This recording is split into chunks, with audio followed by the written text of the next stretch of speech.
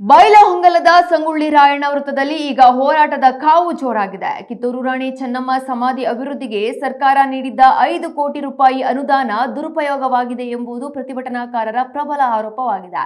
ಮಾಜಿ ಶಾಸಕ ವಿಶ್ವನಾಥ್ ಪಾಟೀಲ್ ನೇತೃತ್ವದಲ್ಲಿ ಇಡೀ ಪಟ್ಟಣದ ಅಂಗಡಿ ಮುಂಗಟ್ಟುಗಳನ್ನು ಬಂದ್ ಮಾಡಿ ಸಾರ್ವಜನಿಕರು ಬೀದಿಗಿಳಿದಿದ್ದಾರೆ. ಇನ್ನು ಅದ್ದೂರಿಯಾಗಿ ಉದ್ಘಾಟನೆಯಾಗಬೇಕಿದ್ದ ಸಮಾಧಿಯನ್ನ ಸಚಿವ ದಿನೇಶ್ ಗುಂಡೂರಾವ್ ಅವರು ಬಂದಿದ್ದಾಗ ತರಾತುರಿಯಲ್ಲಿ ಉದ್ಘಾಟಿಸಿ ಪ್ರೋಟೋಕಾಲ್ ಉಲ್ಲಂಘಿಸಲಾಗಿದೆ ಎಂದು ಹೋರಾಟಗಾರರಾದ ಶಂಕರ ಮಡಲಗಿ ಹಾಗೂ ಶಿವಾನಂದ ಕೋಲಕಾರ ಆಕ್ರೋಶವನ್ನು ಹೊರಹಾಕಿದ್ದಾರೆ.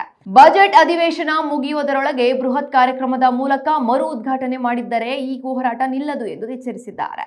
ವೀರರ ನಾಡಲ್ಲಿ ಈಗ ಭ್ರಷ್ಟಾಚಾರದ ಆರೋಪ ದೊಡ್ಡ ಸಂಚಲನ ಮೂಡಿಸಿದೆ. ಸರ್ಕಾರ ಈ ಬಗ್ಗೆ ತನಿಖೆ ನಡೆಸುತ್ತಾ ಅಥವಾ ಪ್ರತಿಭಟನಾಕಾರರ ಬೇಡಿಕೆಗೆ ಮಣಿಯುತ್ತಾ ಅನ್ನೋದನ್ನ ಕಾದು ನೋಡಬೇಕಿದೆ.